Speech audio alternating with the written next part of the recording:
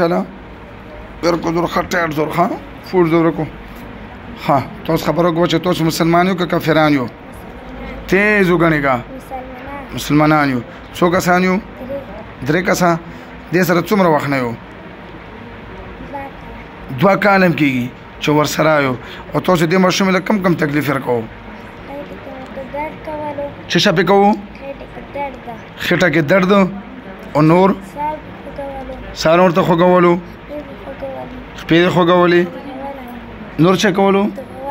تغوله بهم ته وګورځو څنګه ته تاسو به هوښه کولګه سو وګورځو چې زه وګورم څنګه ته وې ته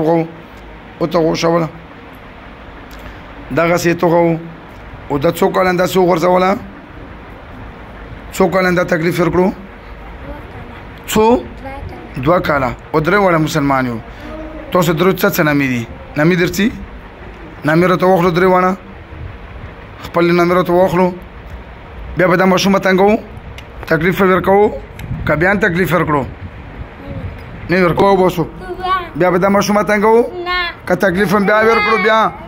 نه به تنګو توبه شوه څو کسانو کلمه تیره کو لا اله الا الله محمد رسول الله صلی الله علیه وسلم مونږ قسم کوو ډېر زور کو بدن راوځو فول زور سره نه زور څنګه ته خلاصو برکه زور چې ګوتې وځي برکه شرک څه نوم دی رشبه پرې خو نه تاسو پریان شته هیڅ پریان نشته ورځي خو نه اوس خای کنه خای الله الرحمن الرحیم دا هغه کاکیو چې دغه سره درې جناتو او د قوت نه راغلی و او رشبه نامه یو د 2 کالونو اوس دوباره بیا راغلی د سره فیملی راغلی مطلب زنانه وي هغه موږ ځکه په سکرین نه شروع واستي تاسو ماشوم څنګه یې دا کته زو غړګه صحیح دا به وشه شوی نه پریان در باندې بیا راغلی کنه مخکې به وشه کولی ډیره به وشه کولی او اوس چې موږ نه تلی بیا راغلی